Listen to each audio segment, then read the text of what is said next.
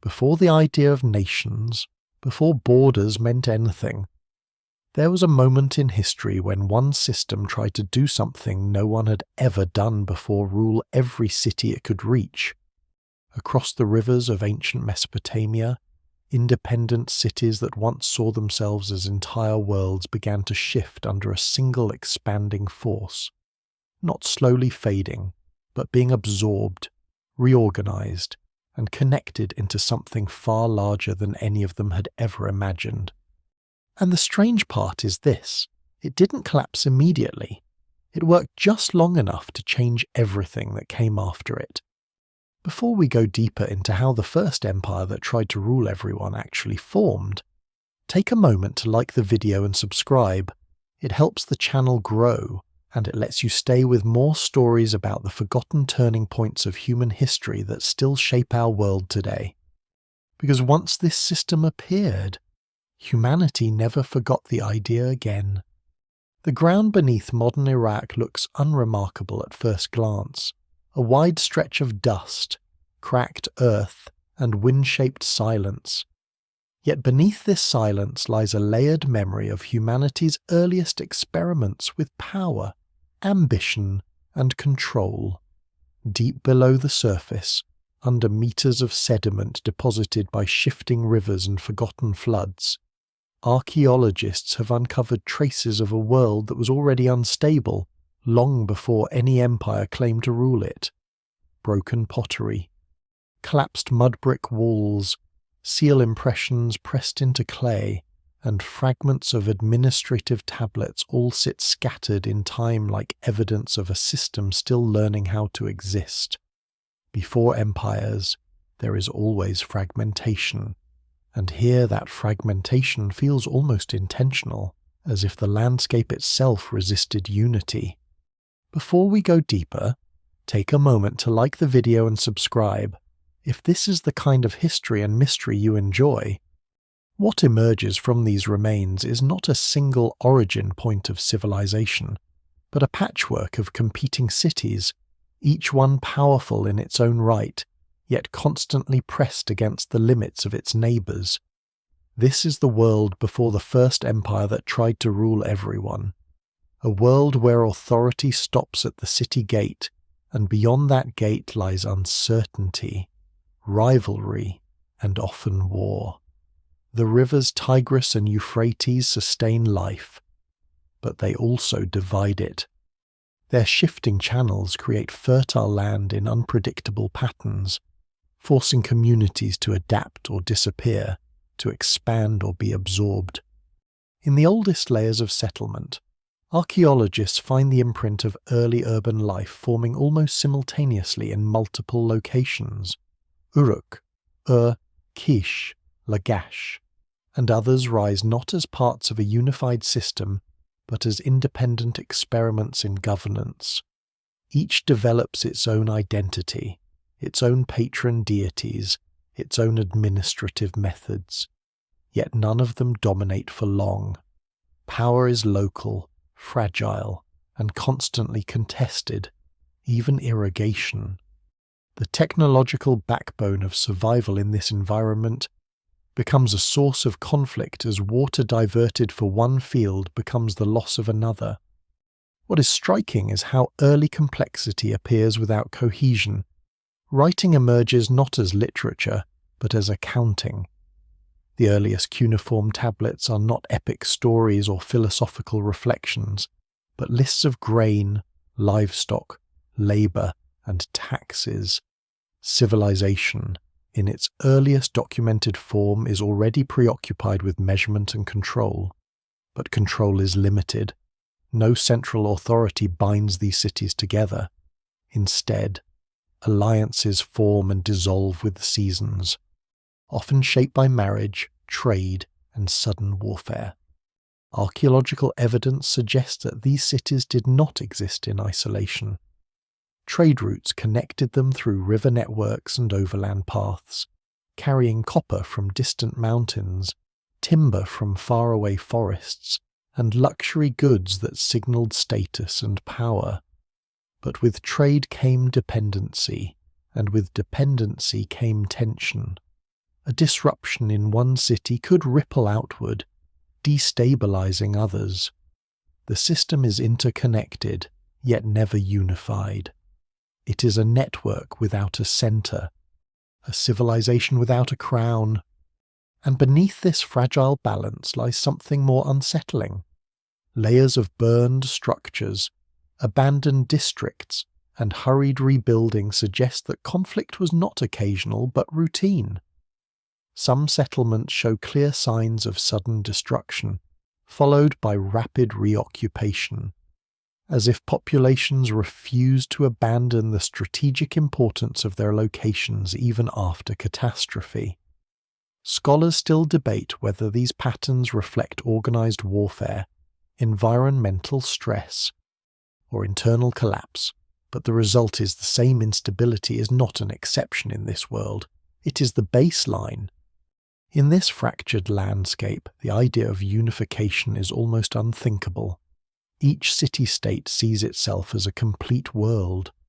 To be ruled by another is not merely a political shift, but an existential loss, and yet, buried within the same archaeological record that reveals fragmentation, there are subtle signs of something beginning to change. Administrative tablets begin to show standardized forms. Certain symbols spread beyond their original cities.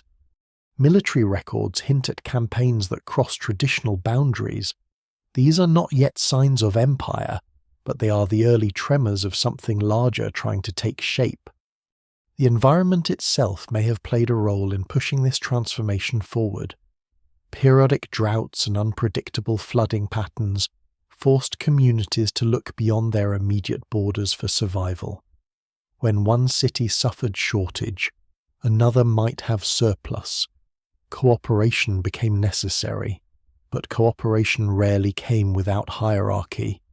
Power, once shared temporarily, has a way of becoming permanent when conditions demand stability.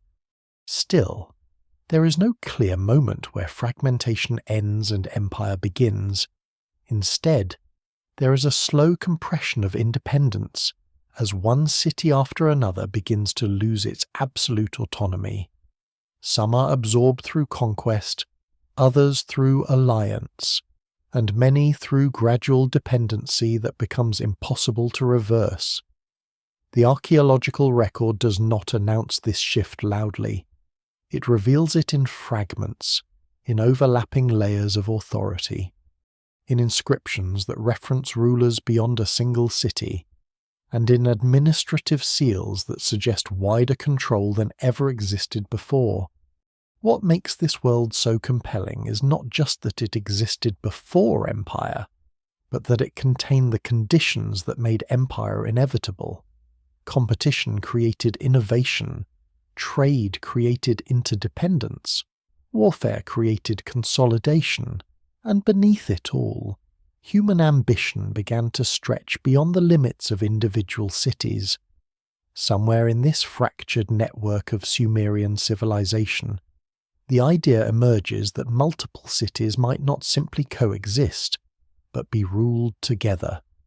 No single figure yet holds that vision completely.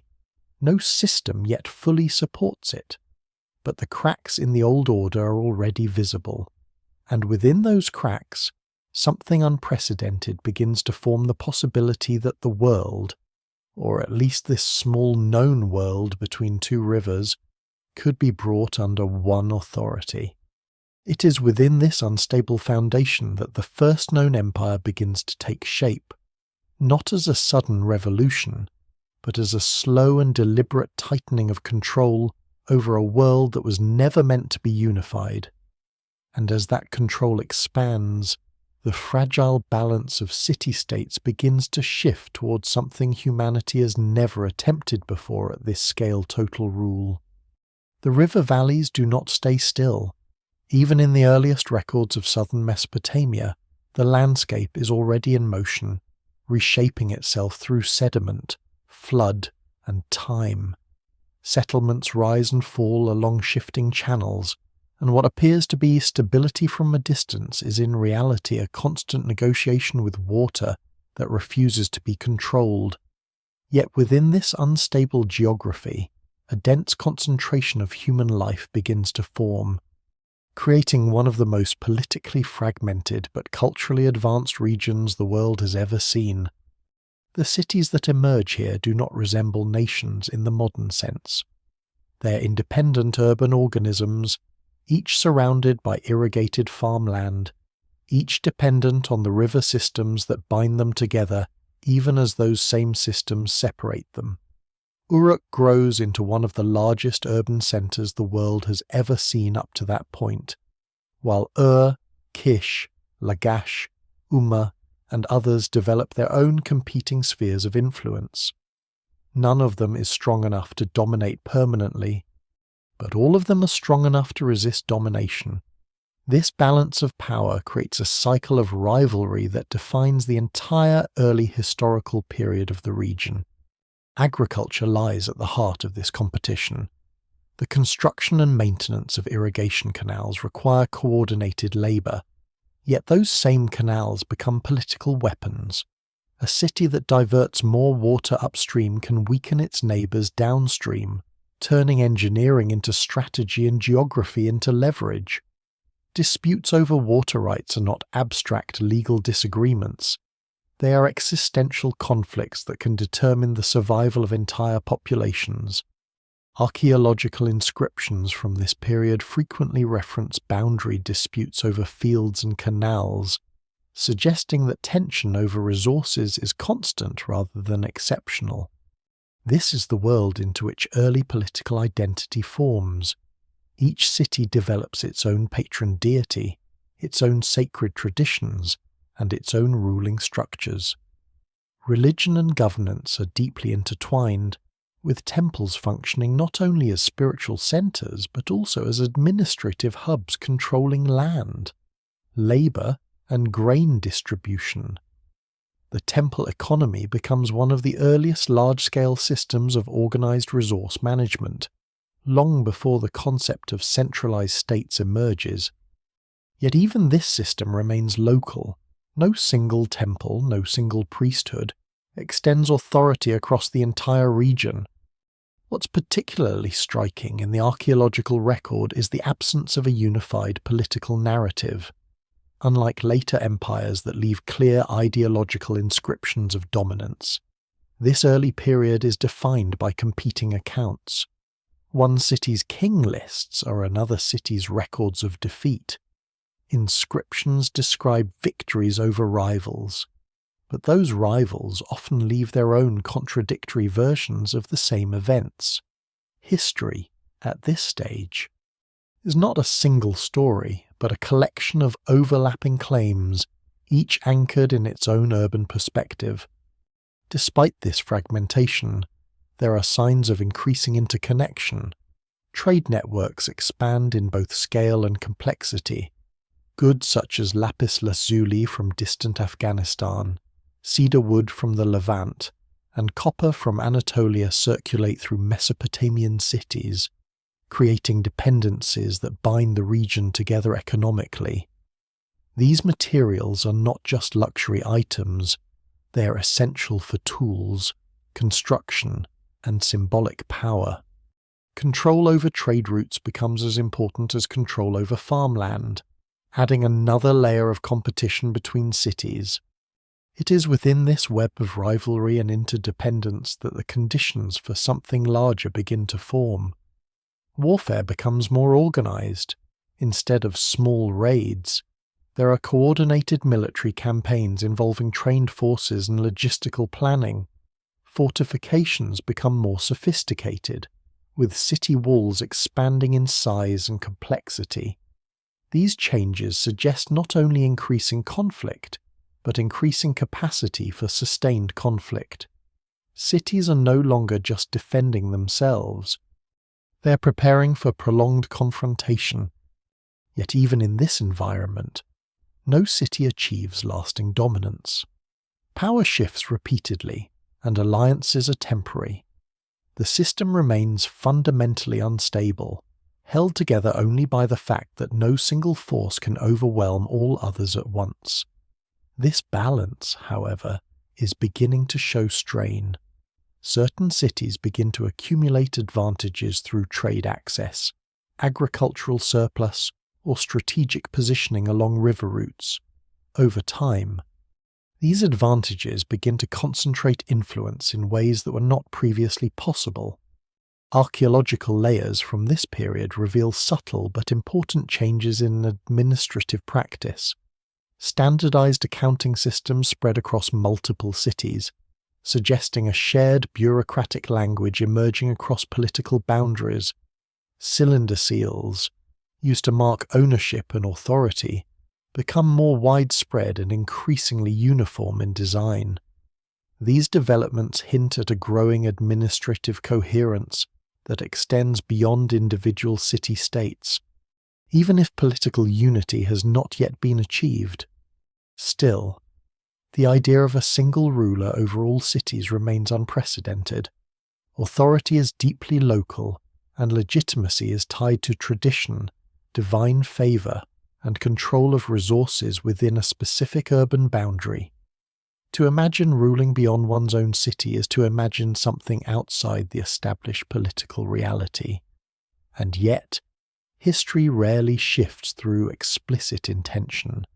It shifts through accumulation, small changes in military organization, trade dependency, and administrative standardization begin to build a framework that could support something larger, even if no one yet fully understands what that larger structure might be. Environmental pressures continue to play a quiet but persistent role in this transformation. Periods of drought reduce agricultural output, forcing cities to compete more aggressively for resources. Flood variability disrupts planting cycles, making long-term planning difficult.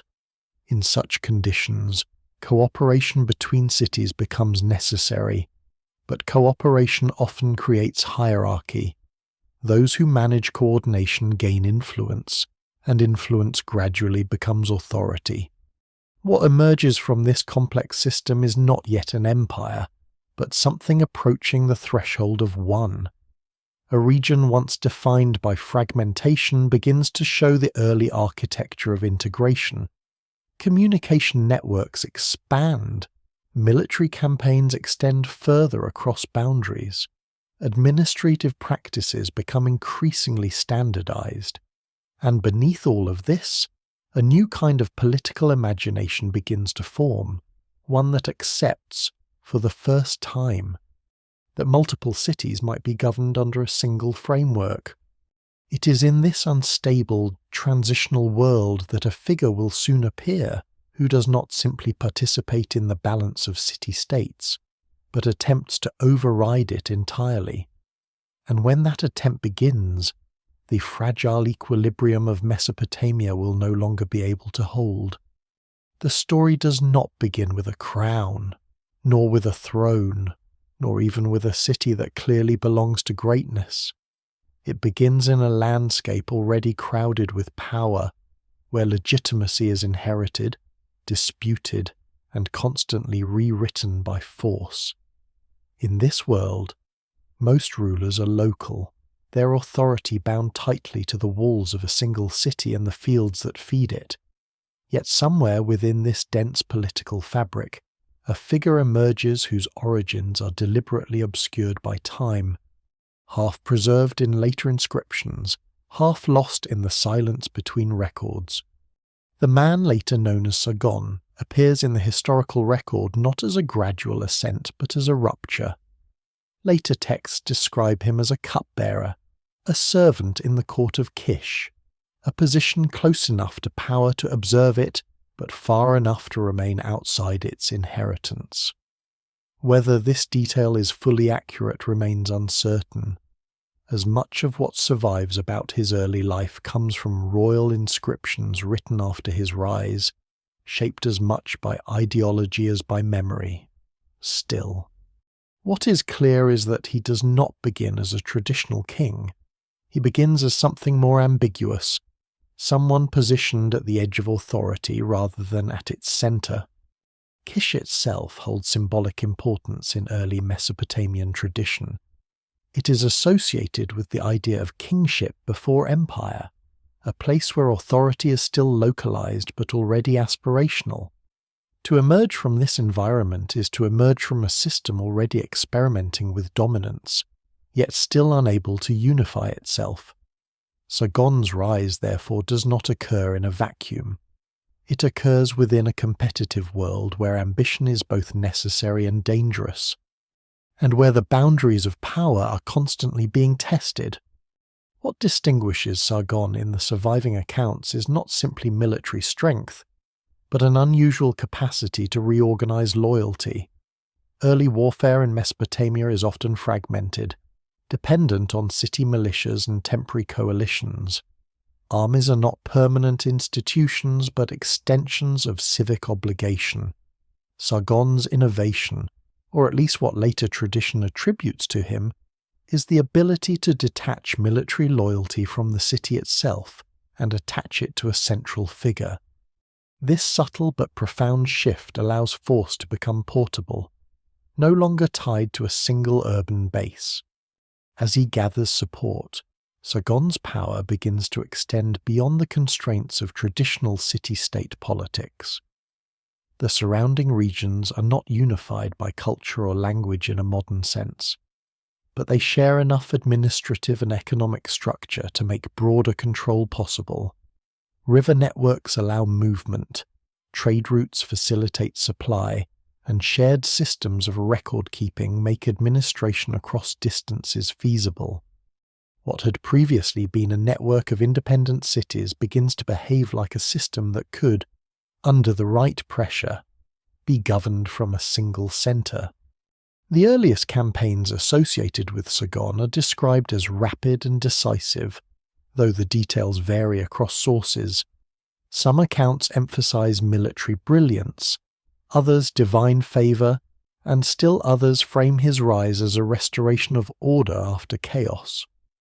What remains consistent is the sense that existing political boundaries begin to break under sustained pressure. Cities that once operated as independent powers are gradually absorbed into a larger structure of control. This process is not uniform. Some cities resist fiercely, others negotiate submission, and many are likely integrated through a combination of force and political accommodation. One of the most important shifts during this phase is the change in scale. Warfare is no longer about border disputes or localized dominance. It becomes a mechanism for regional restructuring. Instead of one city defeating another, entire systems of allegiance begin to collapse and reassemble under new authority. This transformation marks a critical step toward empire, even if the term itself does not yet exist. At the same time, Sargon's expanding influence requires a new kind of political imagination.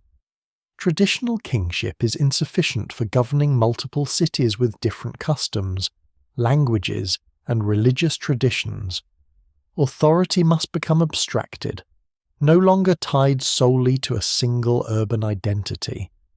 This is reflected in the way later inscriptions describe his rule, emphasizing universality rather than locality. He's not just a king of a city, but a king over a broader territory that begins to resemble something closer to a unified region. The evidence for this expansion, however, is not perfectly clear. Archaeological layers show disruption in some urban centres during this period, but attribution to a single campaign is difficult. Some cities show signs of destruction, others of administrative continuity under new governance. Scholars still debate the exact nature and pace of unification. What is generally accepted is that a significant consolidation of power occurs during this era, even if its precise mechanics remain partially hidden beneath layers of later interpretation. One of the most overlooked aspects of this transformation is logistical. Large-scale control requires more than military conquest. It requires systems of communication, taxation, and resource distribution that can function across distance. Evidence suggests the development of early administrative networks capable of tracking grain, labour, and tribute across multiple cities. These systems are fragile and labor-intensive, but they represent one of the earliest attempts to manage complexity on a regional scale. As Sargon's influence expands, so too does the symbolic dimension of his authority. Later traditions attribute to him titles that emphasize universality and divine sanction. Whether these titles were used during his lifetime or developed afterward is uncertain, but their presence indicates an emerging idea that political power could transcend individual cities entirely. This is a radical departure from earlier norms, where legitimacy was always local and specific. Yet even as this new structure forms, it remains unstable. Each newly absorbed region brings its own traditions of independence, its own networks of elites, and its own potential for resistance. Maintaining cohesion requires constant attention, constant movement, and constant reinforcement of authority. The empire, in its earliest form, is not a stable structure, but a continuous process of negotiation between center and periphery. What begins to emerge from this period is not just a larger kingdom, but a new political category altogether. For the first time, control stretches across multiple cities in a sustained and organized way. The idea that one authority might govern diverse populations across a wide geographic region is no longer theoretical. It is being tested in real time through conquest, administration, and fragile consolidation. And as this experiment expands, the world of independent city-states begins to fade into something new. The boundaries that once defined political reality are no longer fixed. They are becoming permeable, shifting under the weight of ambition that no longer fits within the limits of a single city. The movement of armies across southern Mesopotamia does not resemble the chaotic raids of earlier centuries. It feels more deliberate, more coordinated, as if warfare itself has begun to take on a new structure. Roads that were once only seasonal pathways between cities now become arteries of sustained movement. Supply must follow force, and force must be maintained far beyond the limits of a single urban centre. What emerges is not just conquest, but the early outline of a system designed to hold conquest in place. As Sargon's influence expands, the nature of warfare changes in ways that are easy to overlook in later summaries but crucial in understanding what makes this moment historically distinct. Earlier conflicts between city-states often ended with symbolic victories, short-lived occupations, or negotiated boundaries. Now, the scale shifts. Victories are followed not by withdrawal, but by integration. Defeated cities are not simply punished or looted. They are absorbed into a growing network of control that requires continuous administration. This shift demands a rethinking of logistics. Armies can no longer rely on local provisioning alone. Grain must be collected, stored, and redistributed across distances that were previously irrelevant to political organization. Caravans and river transport become essential tools of governance, not just commerce. The ability to sustain movement becomes as important as the ability to win battles. In this sense, the early empire is not built solely through force, but through the quiet infrastructure that allows force to persist. Administrative tablets from this era begin to reflect this new complexity. Records of grain distribution, labor allocation, and resource management increase in both volume and geographic scope. Seals identifying officials appear across multiple cities, suggesting a shared bureaucratic language that transcends local governance. These are not yet signs of a fully centralized state, but they indicate a growing awareness that control must extend beyond the battlefield into the daily rhythms of economic life. At the same time, the geography of Mesopotamia itself shapes the possibilities of expansion. The river systems that once divided cities now function as connectors, allowing rapid movement between regions. Yet these same rivers are unpredictable, shifting course over time and altering the viability of settlements.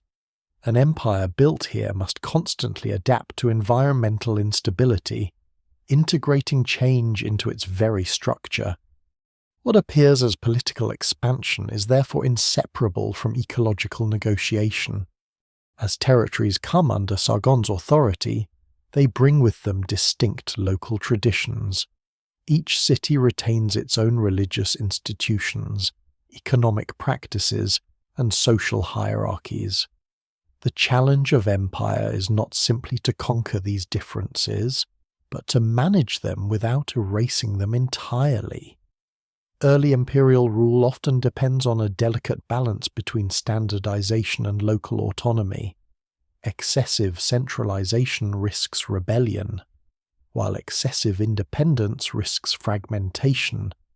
This tension becomes one of the defining features of early large-scale governance. Some cities resist absorption more than others. Resistance is not always a matter of open warfare. It can take the form of delayed tribute, refusal to cooperate with new administrators, or the quiet persistence of the local authority structures beneath the surface of imperial control. Archaeological evidence from certain urban centres suggests continuity of local governance even after conquest, implying that imperial authority was sometimes layered over existing systems rather than fully replacing them. This layered structure of power reveals something important about the nature of the early empire. It is not a uniform system imposed from above, but a negotiated framework that varies across regions. In some areas, control is direct and military in character. In others, it is indirect, relying on local elites who accept new hierarchies in exchange for stability or advantage. The result is a patchwork of authority that is held together not by uniform enforcement, but by overlapping dependencies. As expansion continues, the administrative demands increase exponentially. Communication between distant regions is slow, and decisions made in the center take time to reach the periphery. This delay creates gaps in control, spaces where local actors can interpret or resist directives. Maintaining cohesion requires constant reinforcement through envoys, military presence, and symbolic displays of authority. The empire is never fully stable. It is continuously being stabilized. One of the most significant developments during this phase is the emergence of a more formalized concept of rule. Kingship is no longer merely tied to a single city or divine mandate within a local temple system. It begins to take on a broader territorial dimension. The ruler is now associated with multiple cities simultaneously, an unprecedented political abstraction in the ancient world. This requires not only military dominance but also ideological adaptation. Later inscriptions associated with this period emphasize unity and breadth of control, though they are often written with retrospective exaggeration. Even so, they reflect a genuine transformation in how power is understood. Authority is no longer confined to proximity. It is imagined across distance, projected through administration, and sustained through systems rather than immediate presence. Yet beneath this growing structure lies an unresolved fragility. The larger the system becomes, the more difficult it is to maintain coherence. Small disruptions in one region can ripple outward, affecting supply lines, communication, and loyalty. The very mechanisms that enable expansion also create vulnerability. This contradiction is not unique to Sargon's time, but it becomes especially visible here, in one of the earliest attempts to govern at such scale. What is unfolding is a form of governance that has no precedent. It is neither a simple kingdom nor a fully developed empire in the later historical sense. It is something transitional, experimental, and inherently unstable. It depends on constant motion, constant reinforcement, and constant adaptation to conditions that are never fully under control. And as this system stretches further across Mesopotamia, it begins to encounter limits that are not just political or military, but structural. The question is no longer how far it can expand, but whether it can hold together at all. At first glance, the expansion of Sargon's rule appears to be a story of conquest, a steady sequence of cities brought under control through military success. Yet beneath that surface, something more fundamental is taking shape, something that has little to do with battlefields and far more to do with the invisible systems that make large-scale rule possible. Empires, even in their earliest forms, are not held together by force alone. They are held together by coordination. And coordination depends on structures that most ancient sources barely mention.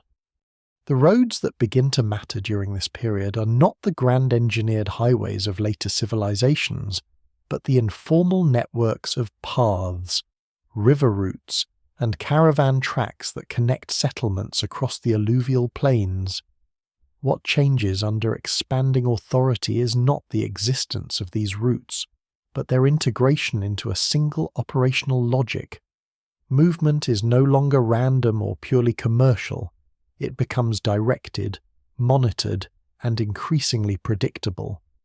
Even without modern infrastructure, the empire begins to think in terms of distance, timing, and supply flow.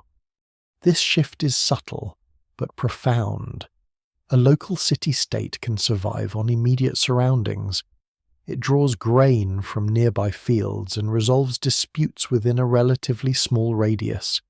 An empire cannot. Once control extends across multiple cities, survival depends on anticipating shortages before they occur and redistributing resources before instability spreads. In this sense, administration becomes as important as conquest, and in some ways more difficult. The surviving administrative tablets from this era hint at this growing complexity. Lists of grain allocations, labor assignments, and commodity distributions are not merely records. They are evidence of a system trying to understand itself. Officials must track quantities across regions, adjust for seasonal variation, and account for transport delays that can affect entire populations. What emerges is one of the earliest known attempts to manage information at scale, even if that information is still recorded in clay rather than in abstract systems. Within this administrative expansion, communication becomes a critical challenge. Messages carried between cities are subject to delay, loss, and reinterpretation. A directive issued at the center of power may arrive in altered form by the time it reaches distant provinces. This creates a gap between intention and execution, a gap that early empires must constantly work to minimize. Couriers, seals, and standardized documentation become essential tools for maintaining coherence across distance. One of the most important innovations associated with this period is the increased use of standardized writing for official purposes. While writing already existed for centuries in Mesopotamia, its expansion into a broader administrative framework marks a significant transformation. Symbols and formats begin to stabilize, allowing officials in different cities to interpret records in similar ways. This does not eliminate confusion, but it reduces it enough to make regional governance possible. Yet even with these emerging systems, control remains uneven. Some regions respond quickly to new administrative demands, integrating into the expanding structure with relatively little resistance. Others remain partially autonomous, maintaining older practices while outwardly acknowledging central authority. This unevenness is not a flaw in the system, it is part of its nature. Early empire is not uniform expansion but layered integration. Where different zones exist at different degrees of incorporation, military presence plays a crucial role in maintaining this fragile balance. Garrisons are established in strategic locations, not only to suppress rebellion, but also to ensure the continuity of administrative processes.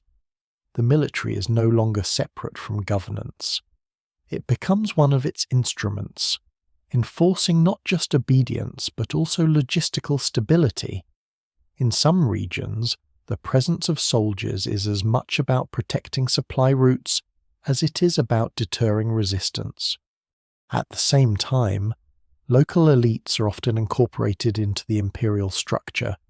Instead of being entirely removed, they are frequently repositioned as intermediaries between central authority and local populations. This strategy reduces administrative burden while increasing the reach of the empire. It also creates a complex hierarchy of loyalty, where allegiance is divided between local identity and imperial obligation. This duality becomes one of the quiet sources of long-term tension within the system. Economic integration deepens these dependencies. As tribute systems expand, cities begin to specialize in production, contributing specific goods to the wider network.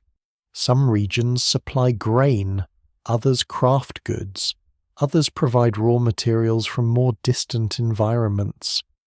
This specialization increases efficiency, but also increases vulnerability.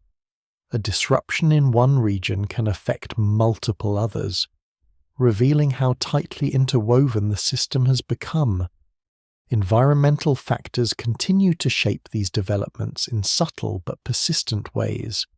River shifts, soil salinity, and unpredictable rainfall patterns create fluctuations in agricultural output. In a localized system, these fluctuations are manageable. In an expanding network, they become systemic risks. An empire that spans multiple ecological zones must constantly adjust to environmental variability, often without fully understanding its long-term patterns. What is becoming clear during this phase is that expansion alone is not enough. The true challenge lies in maintenance. Conquest creates the initial structure of control, but administration determines whether that structure endures. The systems emerging under Sargon's rule are among the earliest attempts to solve this problem, yet they remain experimental, fragile, and dependent on continuous reinforcement. There is also a psychological dimension to this transformation. The idea that one authority governs multiple cities requires a shift in political imagination.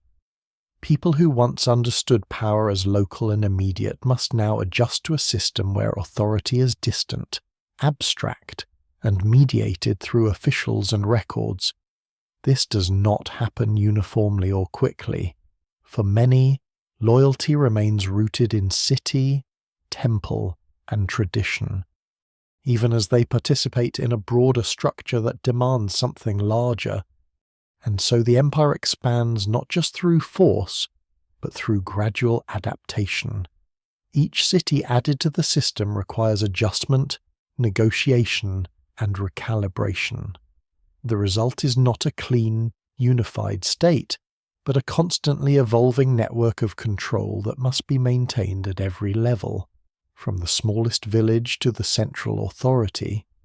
As this network grows, so too does its complexity, and within that complexity lies a fundamental tension that will define not only this early empire, but many that follow. The greater the reach of control, the more difficult it becomes to sustain it. Long before political borders harden into recognizable empires, language is already doing the quiet work of reshaping the world. In the expanding system of Sargon's rule, this becomes especially visible. Cities that once spoke in distinct dialects, each embedded in their own local traditions, begin to encounter a new administrative reality where communication must travel farther, faster, and with fewer distortions. Out of this necessity, language itself begins to shift, not through sudden replacement, but through gradual dominance of one form over others in official use.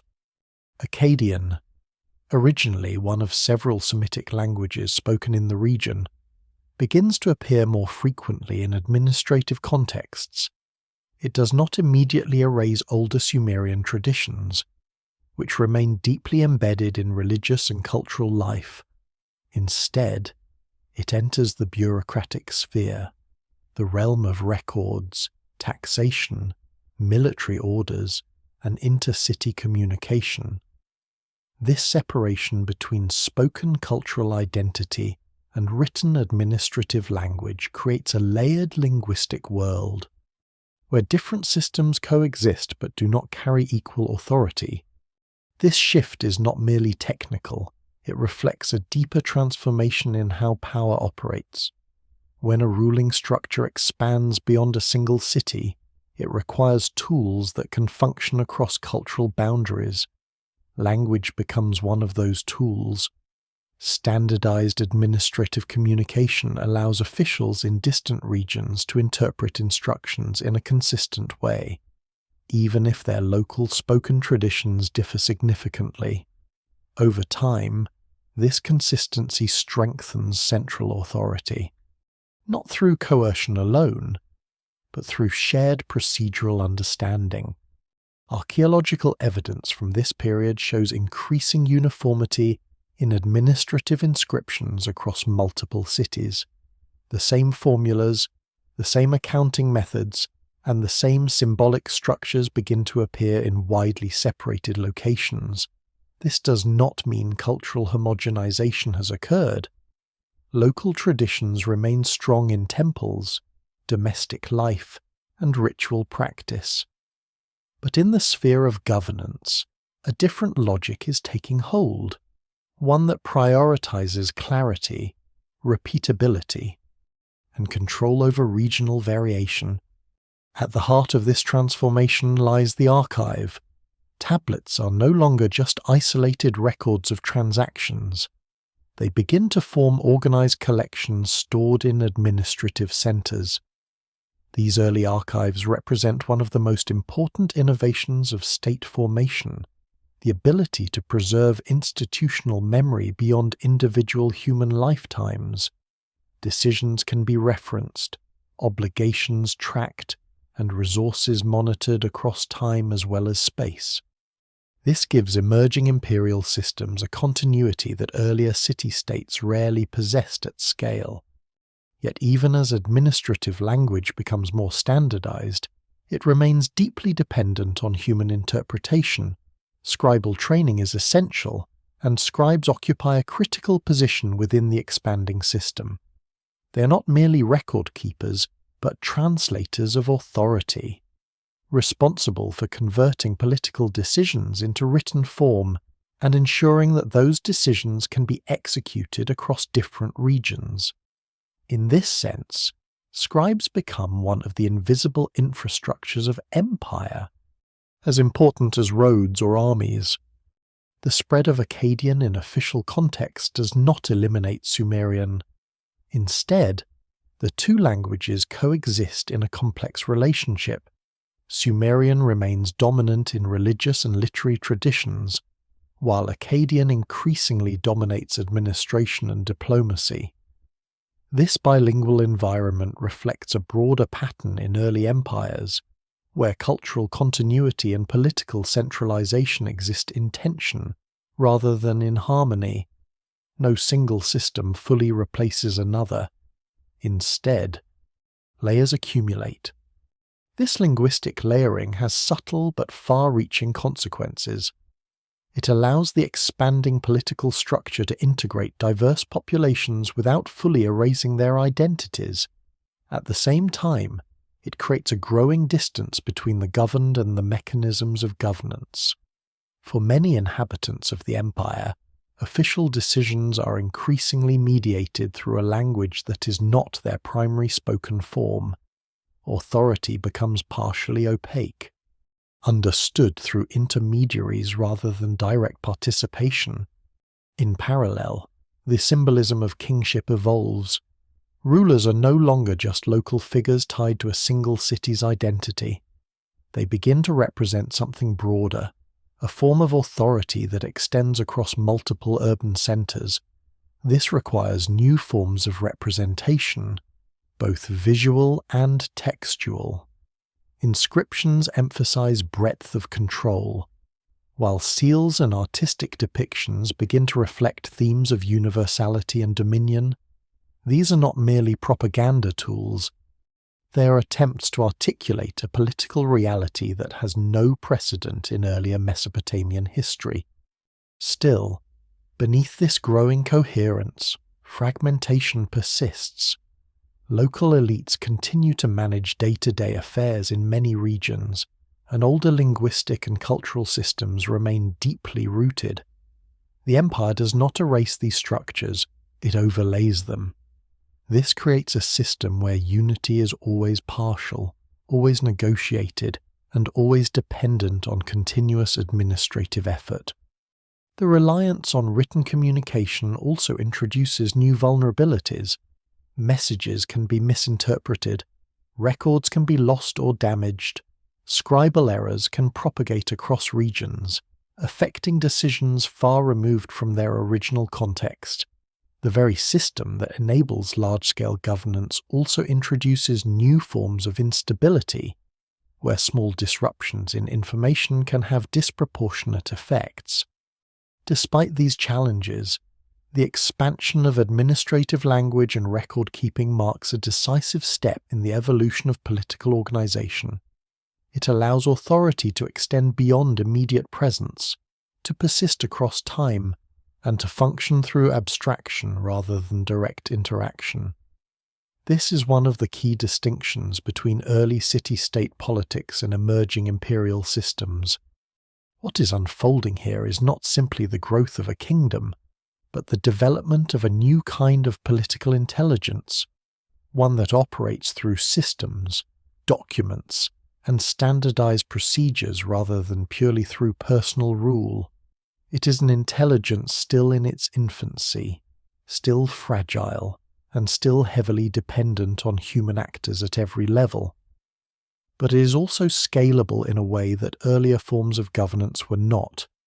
And as this system continues to expand, language itself becomes both its tool and its boundary. It enables connection across distance, yet it also reveals the limits of understanding within a growing and increasingly complex world. There are cities that accept the rise of expanding authority with calculation, weighing survival against independence, adjusting quickly to the shifting balance of power. And then there are cities that refuse to bend, not out of ignorance, but because the memory of autonomy is too deeply embedded to be easily replaced. In the early imperial landscape of Mesopotamia, these resistant centers become some of the most important pressure points in the entire system, revealing the limits of expansion even at its most successful stage. Resistance does not always appear as open warfare. In many cases, it begins as quiet refusal. Tribute arrives late or incomplete. Local officials reinterpret instructions rather than executing them directly. Temple authorities maintain older administrative practices beneath the surface of new political obligations. From the outside, these cities may appear integrated, but internally they remain partially aligned with older forms of sovereignty.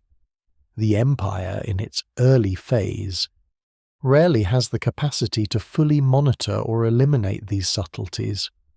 Yet when resistance becomes visible, it tends to escalate quickly.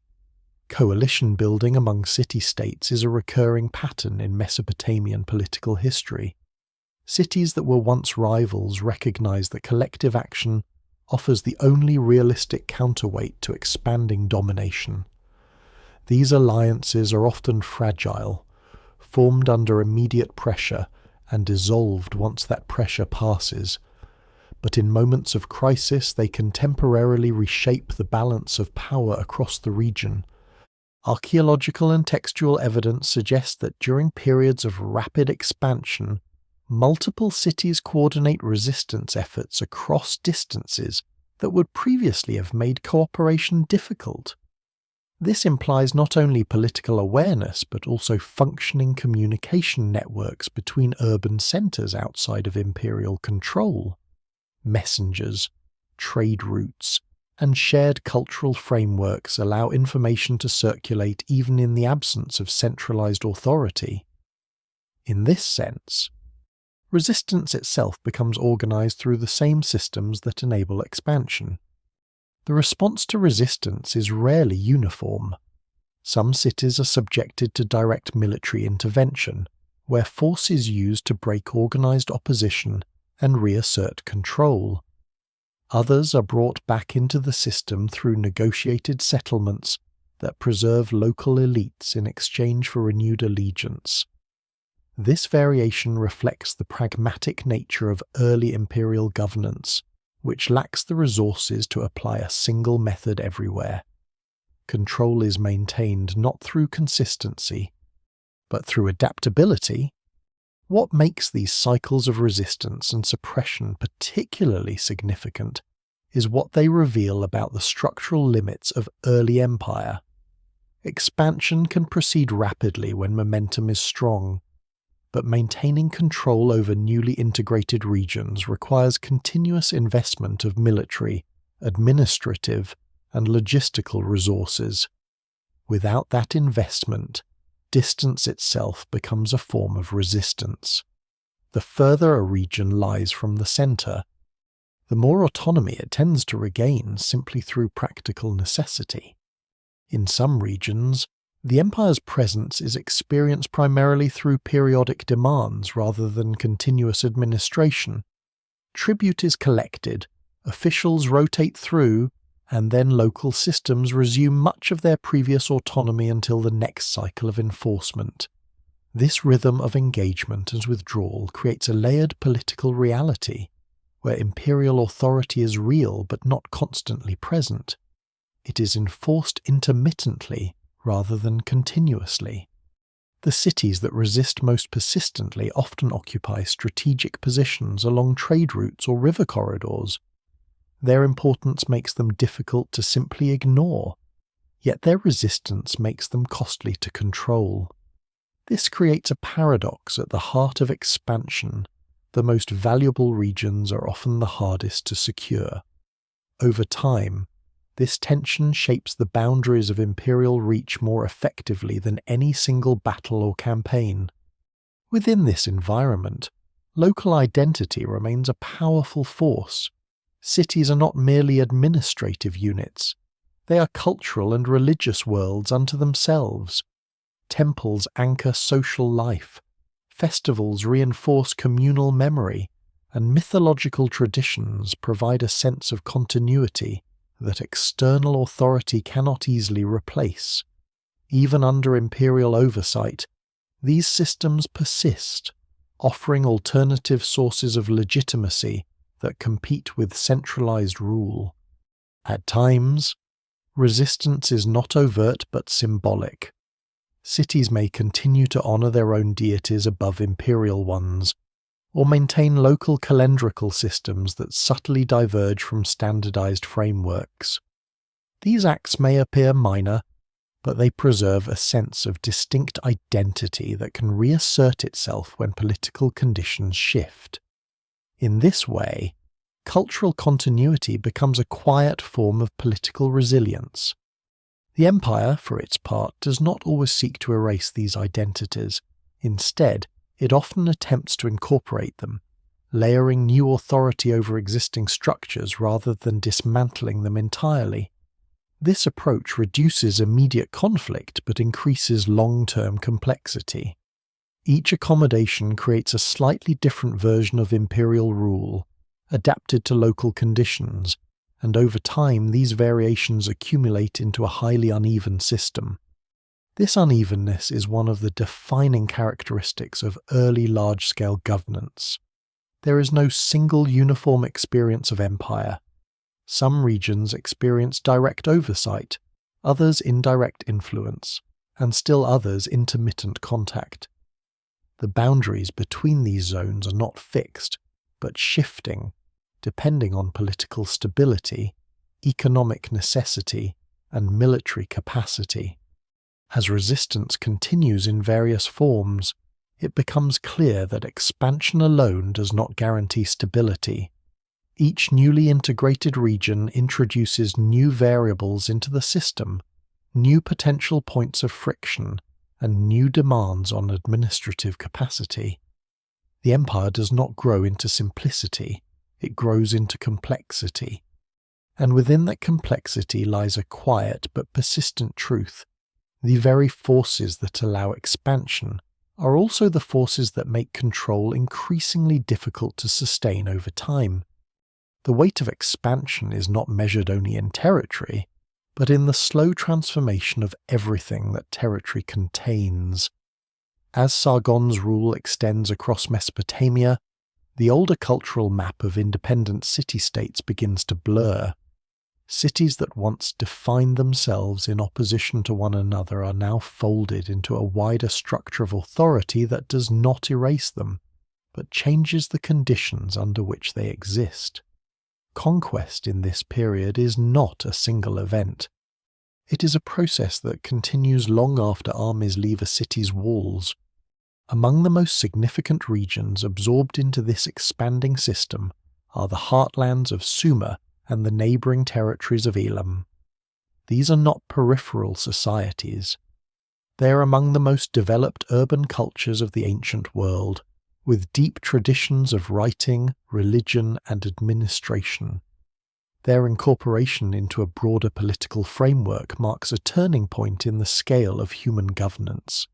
It is no longer a question of one city dominating another, but of multiple advanced civilizations being brought into a shared, if uneven, structure of rule. What makes this transformation particularly complex is that these regions do not enter the system as blank spaces. They arrive with their own bureaucracies, their own elite classes, and their own deeply rooted cultural identities. Rather than being replaced, many of these structures are adapted. Local administrators often remain in place. Now operating under new obligations, temples continue to function, though their economic relationships may shift. Writing systems remain active, even as administrative languages begin to standardize across broader regions.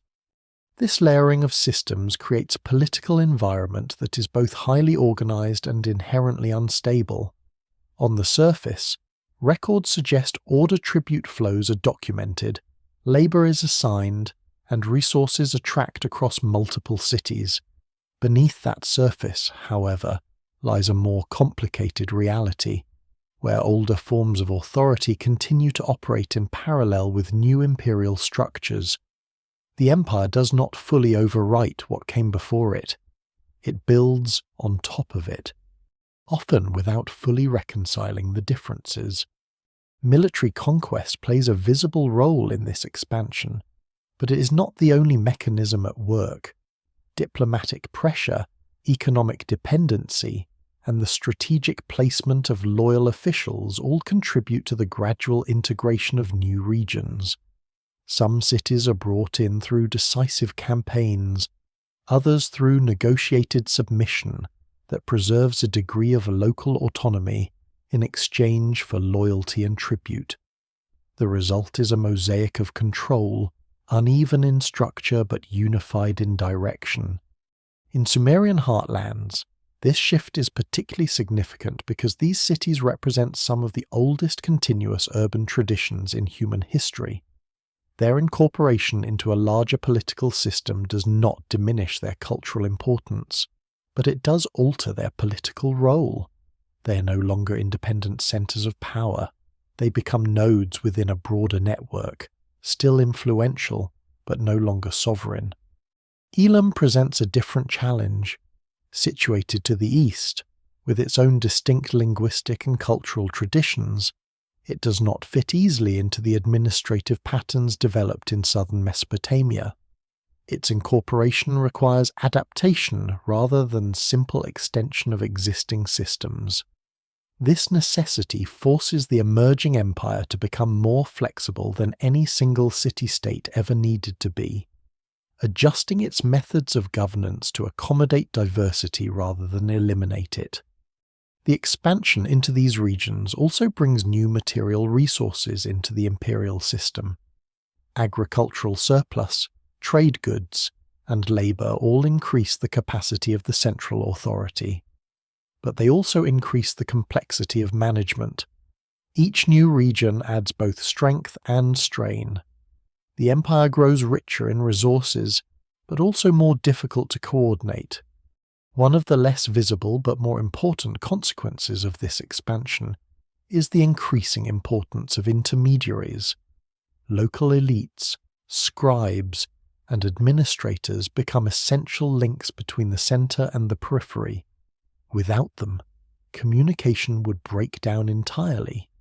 With them, authority becomes dependent on layers of human interpretation, each one adding both stability and potential distortion. Empire, at this stage, is not a direct line of command, but a chain of negotiated relationships. Religious structures also adapt to this new political reality. Temples remain central to local life, but their relationship to political authority becomes more complex. In some cases, they align closely with imperial administration, managing resources and legitimizing rule. In others, they retain a degree of independence, continuing older traditions that predate conquest. This dual role allows religion to function as both a stabilizing force and a potential site of resistance. Archaeological evidence from this period suggests continuity in material culture even after political integration. Pottery styles, architectural forms, and local artistic traditions persist, indicating that cultural change is not immediate or uniform. Instead, it unfolds gradually, shaped by practical adaptation rather than sudden replacement. The empire changes how cities are governed, but not necessarily how daily life is experienced. Still, beneath this continuity, there is a clear shift in scale. Decisions that once affected only a single city now ripple across entire regions. Resource shortages in one area can influence distribution in another. Military campaigns in distant territories require coordination across multiple administrative layers. The world of independent city-states has not disappeared, but it has been reconfigured into something larger and more interconnected. This interconnectedness is both the strength and the vulnerability of the system. It allows for unprecedented coordination, but it also creates dependencies that can amplify disruption. A failure in one region can propagate through administrative networks, affecting areas far removed from the original source of instability. The empire, in its expanding form, is increasingly defined by these interdependencies.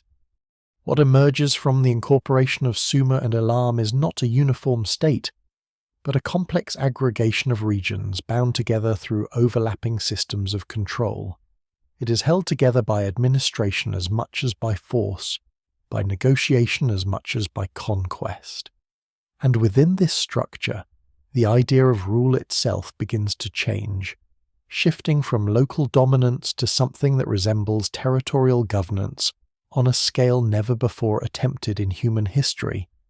As the territory under Sargon's control expands, the challenge of ruling it begins to overshadow the initial achievement of conquest itself. What once seemed like a sequence of victories over individual cities now reveals a deeper problem: how to sustain authority across distances where direct presence is impossible. In response, a new administrative architecture begins to take shape, one that does not rely on personal rule alone, but on systems designed to extend the reach of authority beyond the limits of any single ruler's physical control. The earliest form of this architecture is the appointment of regional governors.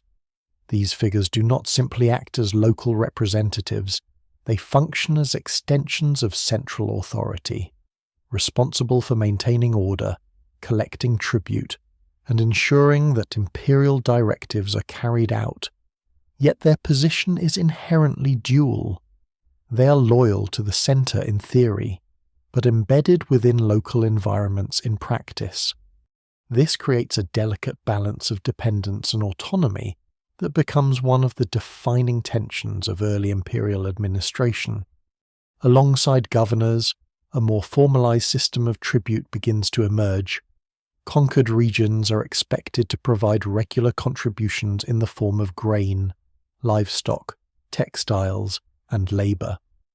These obligations are not merely economic, they are symbolic expressions of subordination.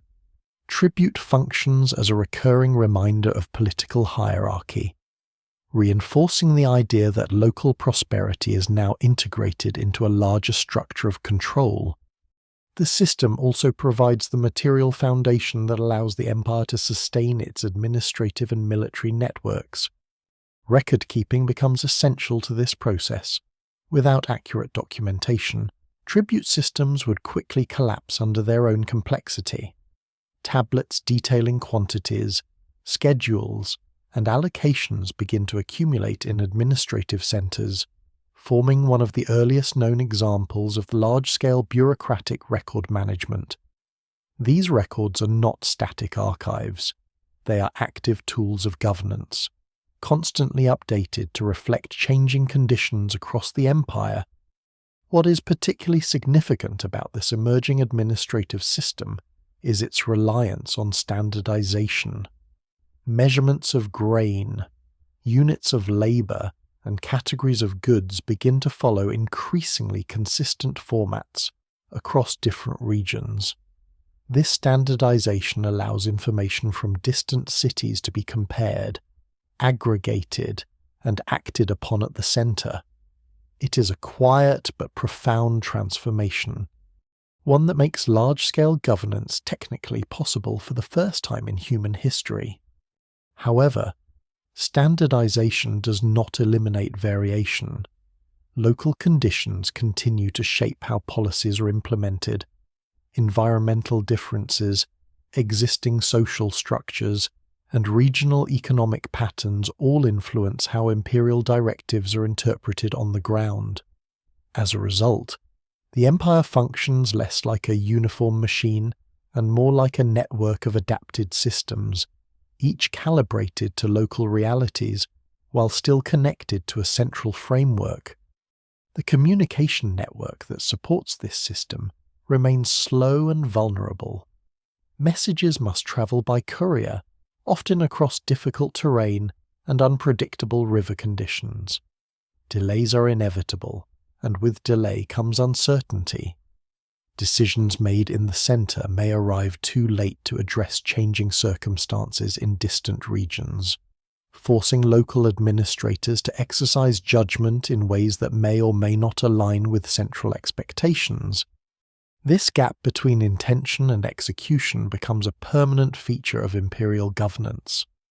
To manage this uncertainty, authority increasingly relies on intermediaries who understand both local conditions and central expectations. These individuals occupy a critical but precarious position within the system. They translate directives, negotiate disputes, and interpret policies in ways that allow the empire to function despite its limitations. In many ways, they are more important to the daily operation of the system than the ruler himself, even if their names rarely appear in surviving records. Military structures also adapt to these administrative needs. Garrison placements are not only defensive but administrative, ensuring that key regions remain connected to the center through a permanent presence of imperial force. Soldiers may assist in enforcing tribute collection, securing supply routes, or stabilizing newly integrated territories. The boundary between military and administrative roles begins to blur, reflecting the practical realities of governing a dispersed population. At the same time, the empire continues to rely heavily on existing local institutions. Rather than replacing all forms of governance, it often incorporates them, using established elites and traditional structures as mechanisms of control. This approach reduces resistance but increases complexity, as multiple layers of authority coexist within the same regions. The result is a system where power is both centralized and distributed, depending on context and necessity. Economic integration deepens these relationships further. Regions become specialized within the broader system, contributing different forms of production based on local resources and capabilities. This specialization increases overall efficiency, but also increases interdependence. A disruption in one area can affect supply chains across multiple regions, revealing how tightly connected the system has become. Stability depends not only on control, but on the continuous functioning of these economic relationships. Despite these advances, the system remains fragile. It depends on constant maintenance, constant communication, and constant adjustment. There is no moment of completion, no point at which the empire becomes fully stable. Instead, it exists in a state of ongoing construction, where governance must be continuously reasserted to remain effective. What is emerging during this phase is not just an empire, but a new form of political complexity. Authority is no longer confined to direct rule or immediate presence. It is distributed across networks of administrators, intermediaries, and standardized procedures. This allows for unprecedented scale, but it also introduces new vulnerabilities that cannot be eliminated, only managed. And as this administrative framework expands, it begins to define the limits of what early empire can realistically achieve. Expansion may continue, but its sustainability now depends less on conquest and more on the ability to hold together a system that is always at risk of drifting apart. At a certain point, expansion stops feeling like progress and begins to feel like tension held in suspension. The empire stretches farther than any previous political structure in the region, yet every new addition adds weight to a system already struggling to remain coherent. What once appeared as unstoppable momentum begins to reveal hidden resistance not just from external enemies, but from the internal limits of coordination itself. Distance is the first and most persistent challenge. In a world without rapid communication, every extension of authority creates delay. Orders travel slowly, sometimes arriving after the conditions they were meant to address have already changed. What seems like centralized control from the capital becomes, on the ground, a series of delayed instructions interpreted under local pressure. Over time, this gap between intention and execution becomes one of the defining weaknesses of early large-scale governance. As territories multiply, the administrative burden grows disproportionately. Each new city is not just a gain in resources, but a new node of complexity. Taxation must be recalibrated, labor reassigned, and local elites managed. Records accumulate faster than they can be efficiently verified. Even small errors in accounting can ripple outward, distorting resource flows across multiple regions. The system does not break suddenly. It strains, layer by layer, under its own expansion. Military logistics also begin to show strain. Armies that once moved relatively freely within a compact region now operate across vast distances, requiring longer supply chains and more frequent reliance on local provisioning. This dependence reduces flexibility. Campaigns that once could be rapid and decisive now require careful planning and extended preparation. The empire remains powerful, but its power is increasingly encumbered by its own scale. One of the less visible but more important consequences of expansion is the growing autonomy of distant administrators. Governors and local officials, positioned far from the centre, must often make decisions without immediate oversight. In practice, This means interpreting imperial policy according to local realities. Over time, these interpretations accumulate, creating subtle divergences in how authority is applied across regions. The empire remains unified in name, but uneven in execution. Environmental factors further complicate this picture. Agricultural productivity is never fully stable in Mesopotamia's river-dependent system. Variations in flooding, soil conditions, and seasonal rainfall create fluctuations that no centralized authority can fully predict or control. In localized systems, these fluctuations are manageable. In a vast interconnected network, they become systemic risks. A poor harvest in one region can affect tribute flows, military provisioning, and administrative stability across distant areas. As strain increases, the importance of reliable communication becomes even more critical. Yet communication itself remains one of the weakest components of the system. Couriers are vulnerable to delay, loss, or misinterpretation. Messages are often condensed or altered as they pass through multiple hands. In such conditions, authority becomes increasingly dependent on trust rather than direct enforcement, and trust is fragile at scale. There is also a psychological dimension to this expansion that is often overlooked.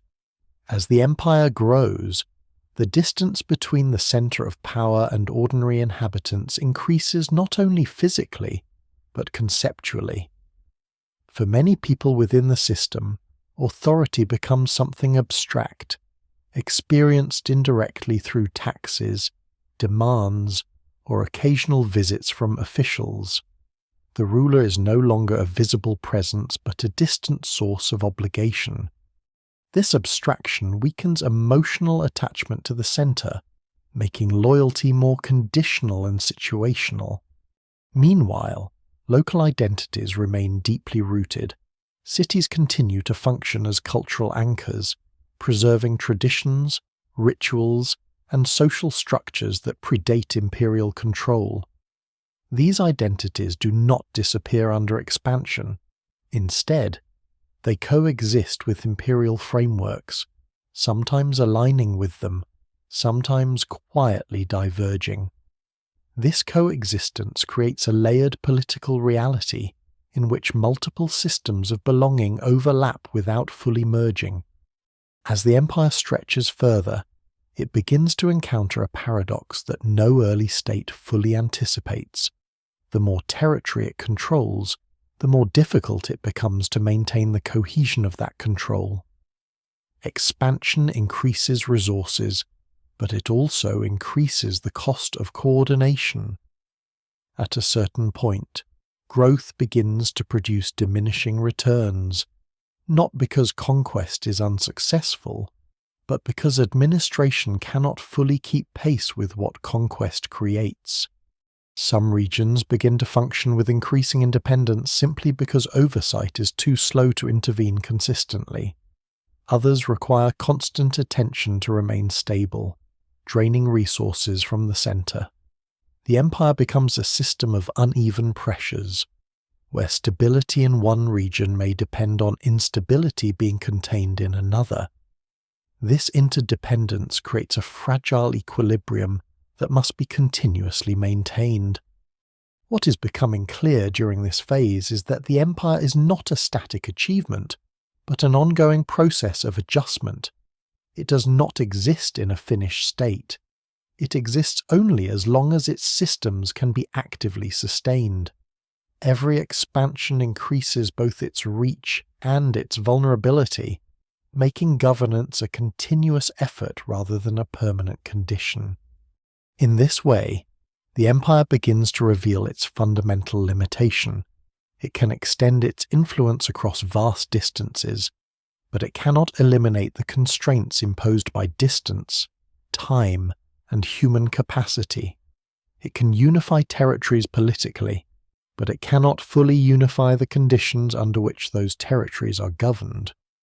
And as these pressures accumulate, the question shifts subtly. It is no longer simply how far the empire can expand, but how long it can remain intact under the weight of everything it has already absorbed.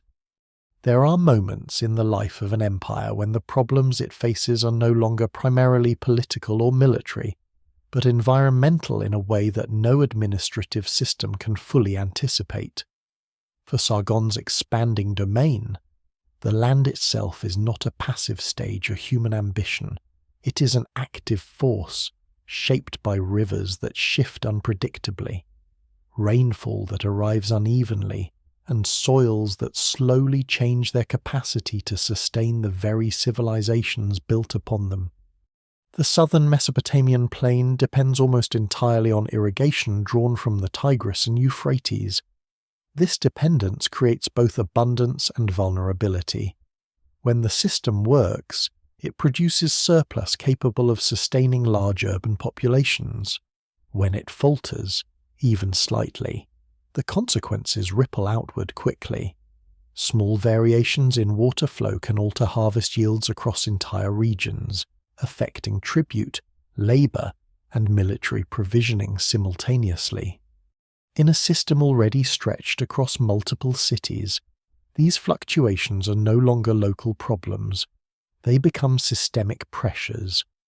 One of the less visible environmental challenges is soil salinization.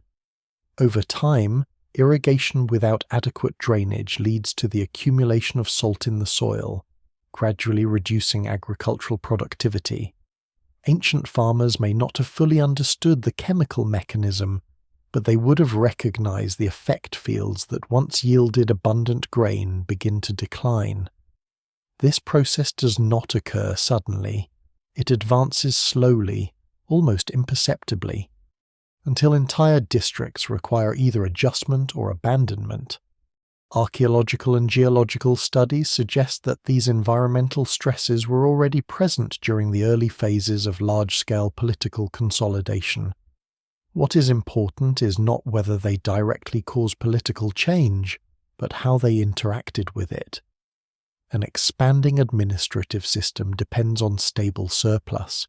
When that surplus becomes less predictable, the demands placed on governance increase sharply.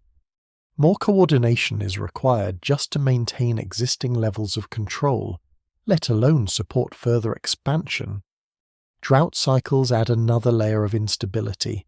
While not constant, periods of reduced rainfall can significantly affect river flow and agricultural output.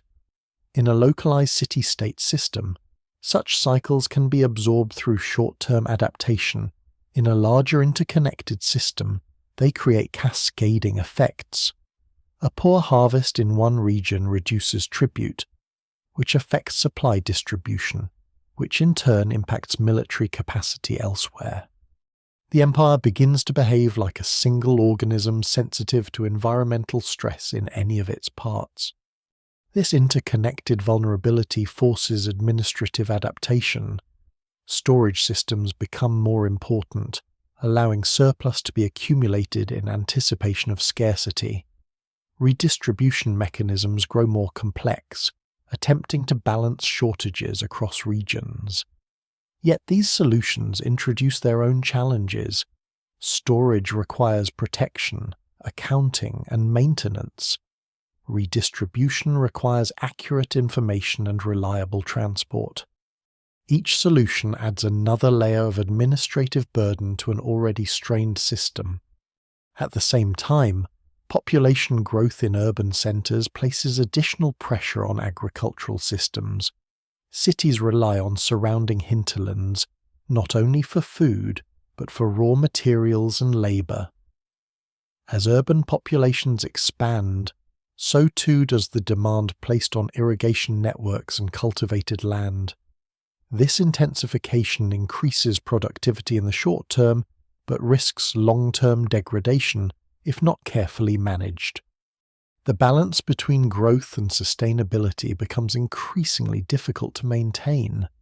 What makes this period particularly significant is that environmental constraints are not separate from political development. They are deeply entangled with it. Expansion requires surplus. Surplus depends on agriculture, and agriculture depends on environmental stability. When any part of this chain weakens, the entire structure must adjust.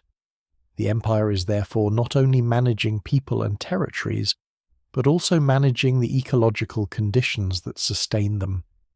There is also evidence that administrative systems begin to respond to environmental variability with increasing sophistication.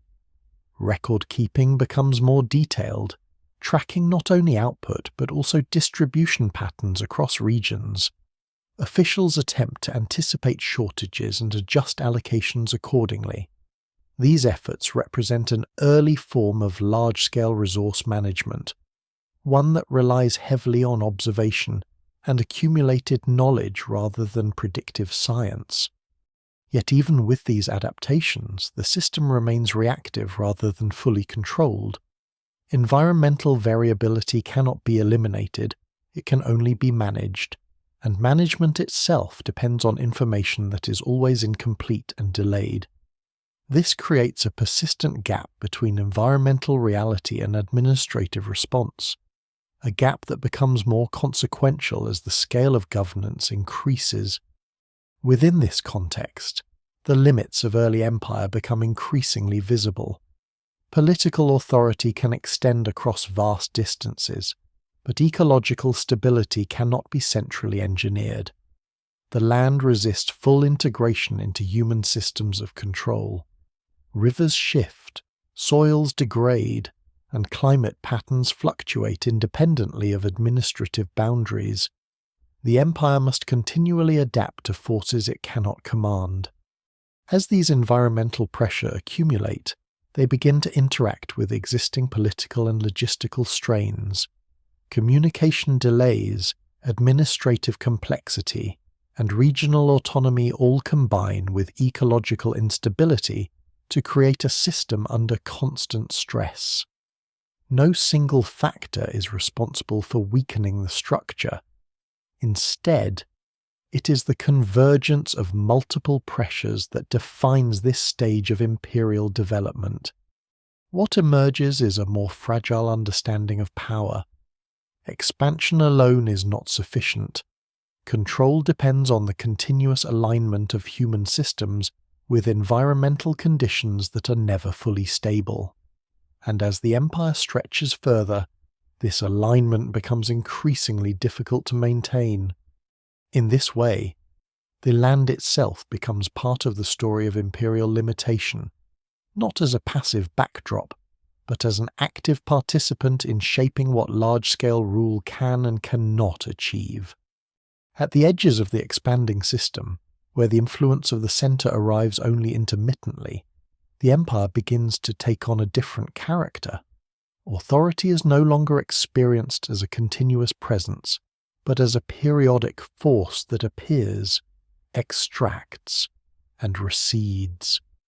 In these distant regions, loyalty is less a stable condition and more a practical arrangement, maintained as long as it remains beneficial or unavoidable. Rebellion in such a system rarely begins with a single dramatic uprising. It develops gradually, often through small acts of non-compliance that accumulate over time. Tribute shipments are delayed under the justification of poor harvests. Local officials reinterpret imperial instructions in ways that prioritize regional stability over central demands.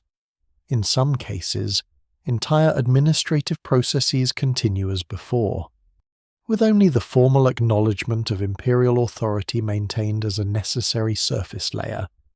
From the perspective of the centre, these regions still appear integrated.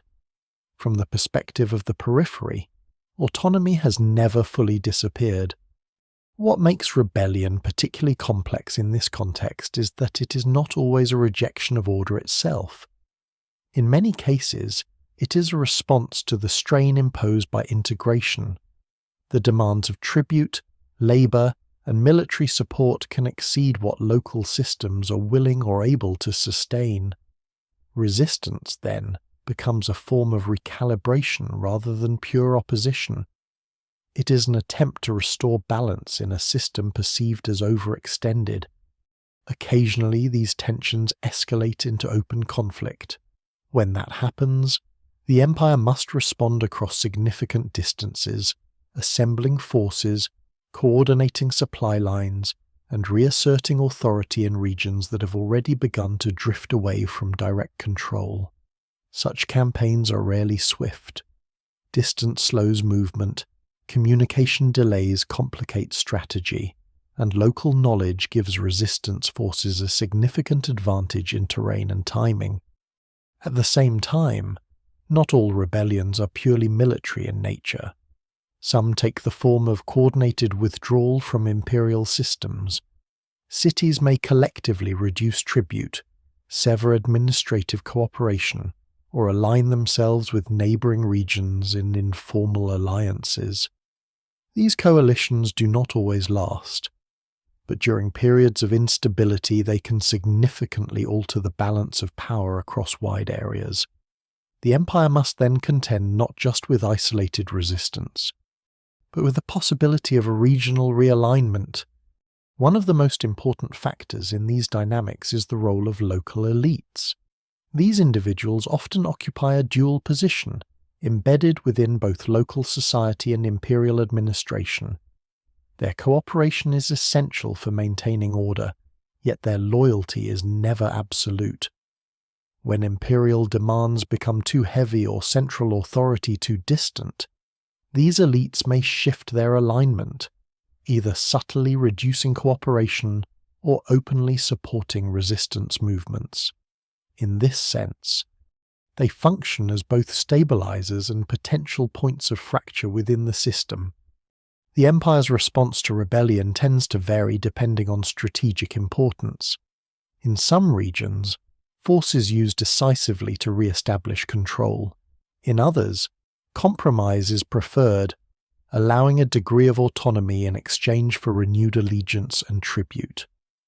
This pragmatic flexibility is necessary for maintaining a system that spans diverse environments and populations, but it also reinforces the uneven nature of imperial authority. Control is never absolute. It is calibrated according to circumstance. Archaeological patterns suggest that even after episodes of rebellion, many regions return to forms of integration rather than permanent separation. This cyclical pattern of resistance and reintegration indicates that the empire is not a static structure, but a fluctuating system of relationships that must be continually renegotiated. Stability is not the absence of conflict, but the management of recurring tension. Underlying these political cycles is a deeper structural issue: distance itself. The further a region lies from the administrative centre, the more difficult it becomes to enforce consistent governance. Information becomes less reliable, response times increase, and local adaptation becomes more pronounced. Over time, distance produces not just logistical difficulty, but political divergence. Regions begin to operate according to slightly different interpretations of authority, gradually drifting away from uniform control. This divergence is not always immediately visible. From the perspective of central records, the empire may appear intact. Tribute lists are maintained, officials are appointed, and reports continue to arrive. Yet beneath this surface, the actual practice of governance may vary significantly from region to region. The empire, in this sense, becomes a layered structure of perceived unity and practical fragmentation. What emerges from this pattern is a recurring tension between integration and autonomy. Integration requires consistent enforcement, but enforcement is limited by distance and resources. Autonomy increases efficiency at the local level, but weakens central coherence. Neither condition can fully dominate the system. Instead, they coexist in a shifting balance that defines the lived reality of early imperial governance. As these pressures accumulate, rebellion becomes less an exception and more an expected feature of the system. It is not a failure of the empire, but a reflection of its scale. Large systems inevitably generate internal variation, and that variation, when it reaches a certain threshold, expresses itself as resistance. In this way, rebellion is not external to the empire. It is part of its structure. It reveals the points at which coordination breaks down, where communication fails, and where local conditions outweigh centralized intent. And as the empire continues to expand, these points of strain multiply, shaping the boundaries of what can realistically be controlled. The system does not collapse under a single blow. Instead, it bends, adjusts, and reasserts itself repeatedly, always moving between cohesion and fragmentation, never fully resolving the tension between them. Long after the first campaigns have faded into legend, the memory of Sargon's rule begins to transform into something larger than history. It is no longer just a record of political expansion across Mesopotamia, but a narrative shaped by later generations trying to make sense of a moment when the scale of power first seemed to exceed anything previously imagined. In this process, fact and interpretation slowly merge, and the figure of the conqueror becomes something closer to a symbol than a fully recoverable historical individual. In the earlier surviving traditions, Sargon is remembered not only as a ruler but as an origin point. Later king lists present him as the foundation of a new political era, a figure whose authority appears to break from earlier conventions of localized kingship. These texts do not simply describe his reign, they frame it as a turning point after which the structure of political life itself is different.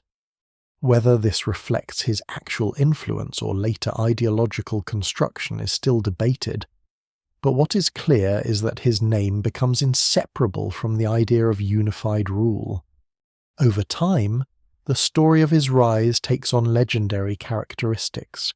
Accounts written centuries later describe extraordinary beginnings, miraculous survival, and divine favor shaping his path to power.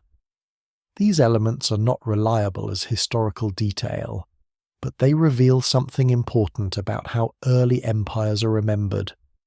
When political structures grow large enough to encompass many cities and peoples, their origins are often reinterpreted in mythic terms, as if only extraordinary circumstances could explain their existence. What is particularly significant is how the idea of universal kingship begins to emerge from this historical memory. Sargon is increasingly portrayed not just as a ruler of multiple cities, but as someone who holds authority over a vast and unified territory. This concept of broad, territorially continuous rule represents a major shift in political imagination. Earlier forms of kingship were tied to specific cities or regions. Here, authority is conceptualized at a larger scale, extending across diverse landscapes and populations. Yet the archaeological and textual record also suggests that this unity was never absolute in practice. Even during periods of strong central control, regional variation persisted in administration, culture, and local governance. The image of total unity is therefore more ideological than operational. It expresses an aspiration toward coherence rather than a fully achieved condition. The gap between ideal and reality becomes one of the defining features of early imperial systems. As later generations look back on this period, they reinterpret its significance through their own political experiences. Successor states adopt elements of Sargon's administrative system, including methods of record-keeping, tribute collection, and regional governance. In doing so, they help preserve the structural legacy of his rule, even as the original political unity fragments. The empire, as a single entity, does not last indefinitely, but its administrative innovations persist and evolve. This persistence is crucial. Even after political fragmentation, the idea of a large-scale rule does not disappear. Instead, it becomes embedded in the political vocabulary of the region. Future rulers will continue to reference, emulate, or claim inheritance from this early model of expansive authority. In this sense, Sargon's legacy is not limited to the duration of his reign. It extends into the conceptual framework of what empire can be. At the same time, the mythologization of his rule serves another function. It helps later societies explain the existence of large political structures that feel too vast to have emerged gradually. By attributing their origins to a single powerful figure, the complexity of historical development is simplified into a narrative of decisive action. This narrative does not reflect the full reality of how empires form, but it offers a coherent story that can be transmitted across generations. The tension between history and memory becomes especially visible in the way later texts describe his achievements. They emphasize totality, universality, and divine sanction, while the material record reveals a more uneven and contested process of expansion. This discrepancy is not unusual in ancient history. It reflects the broader human tendency to compress long and complex processes into symbolic moments of origin. What remains consistent across both historical and legendary accounts is the recognition that something unprecedented occurred during this period. The scale of political organization expanded beyond earlier limits, creating a new model for governance that would influence later civilizations across the ancient Near East. Even if the details are debated, the structural impact is clear. As the memory of Sargon's rule becomes embedded in cultural tradition, it also becomes a reference point for later ambitions. Kings and rulers who come after him will measure their own authority against the image of his empire, whether by attempting to replicate its scale or by acknowledging its significance as a precedent. In this way, the past continues to shape political imagination long after the original system has fragmented. The legacy that emerges is therefore not just one of conquest, but of conceptual transformation. The idea that multiple cities, peoples, and regions can be governed under a single framework becomes part of the historical consciousness of the region. It is an idea that will persist, reappear, and evolve in different forms across centuries. And as history moves forward, the boundary between what actually happened and what is remembered begins to blur, leaving behind not a single definitive story, but a layered tradition in which empire is both a historical reality and an enduring idea. After the first great wave of consolidation breaks apart, what remains is not silence, but transformation. The political unity that once stretched across Mesopotamia does not disappear cleanly or instantly.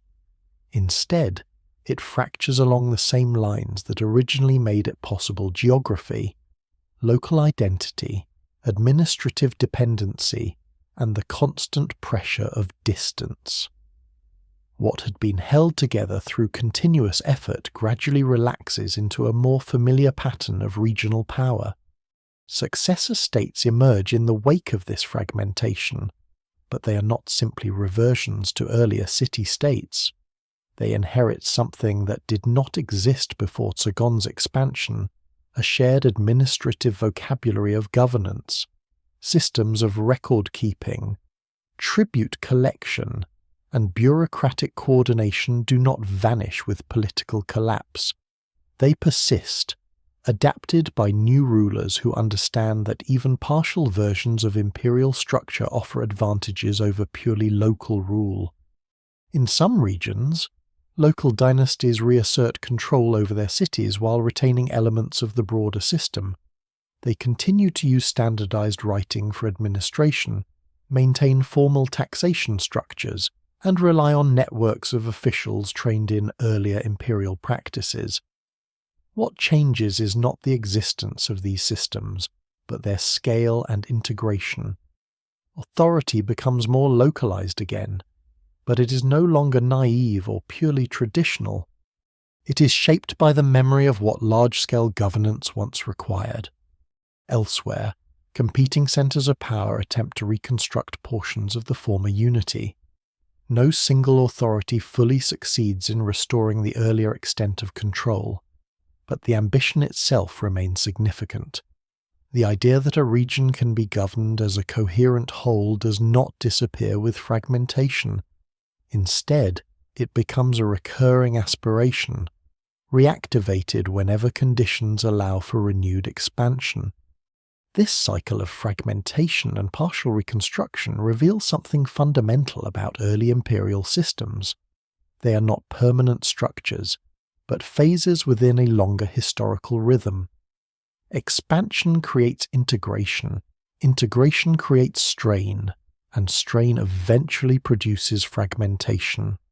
Yet fragmentation does not reset the system to its original state. It leaves behind traces, mechanisms, and expectations that alter what comes next. One of the most important legacies of this period is institutional rather than territorial. Administrative practices developed during the First Empire continue to shape governance long after political unity has broken apart. Standardized accounting methods, scribal training traditions, and bureaucratic hierarchies remain in use, even under new regimes. These systems outlast the political conditions that produced them, becoming part of the structural inheritance of the region. Cultural memory also plays a significant role in shaping successor states. The memory of large-scale rule does not fade quickly. Instead, it becomes embedded in narratives of legitimacy and ambition. Rulers in later periods invoke the image of earlier unification to justify their own authority, even when their actual control is far more limited. In this way, the idea of empire persists as a benchmark against which political power is measured. At the same time, local identities that were never fully absorbed during the period of expansion reassert themselves more visibly. Languages, religious traditions, and civic institutions that persisted beneath imperial administration regain prominence. Yet these identities are no longer isolated in the way they once were.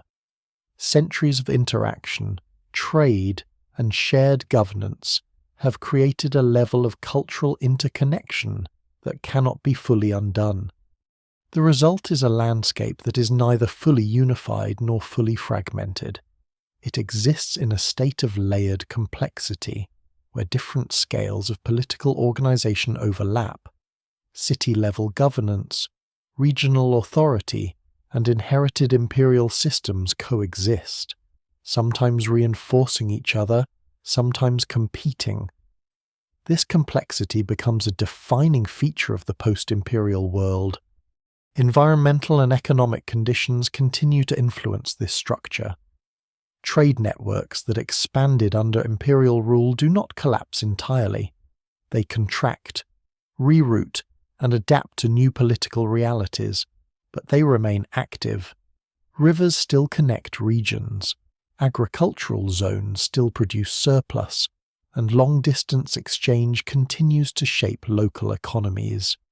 In this sense, the infrastructure of empire outlives its political form. What emerges from this period is not a return to simplicity, but a different kind of complexity.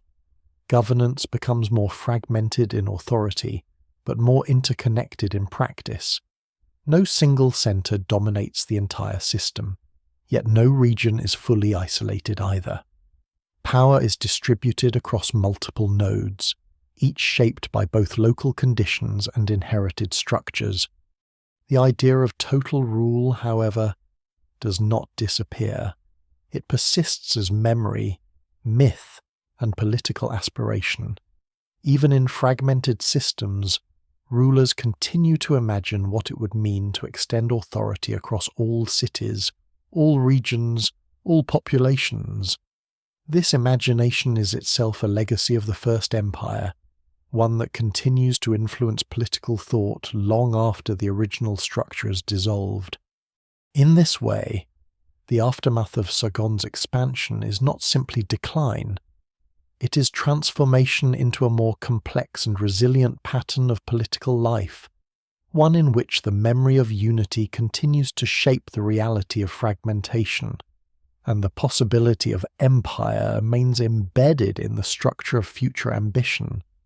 Long after the armies have stopped moving, and the administrative tablets have been buried beneath centuries of dust, the idea of the First Empire continues to circulate through history like a memory that refuses to settle.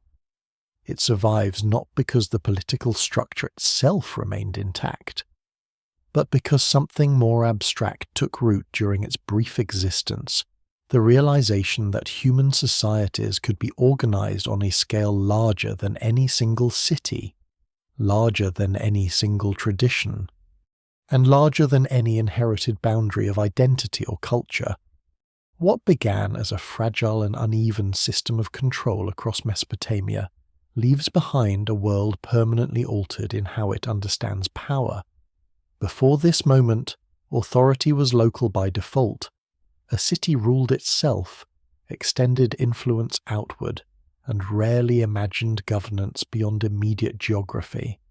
After this moment, even in times of fragmentation, the idea of broader rule remains possible.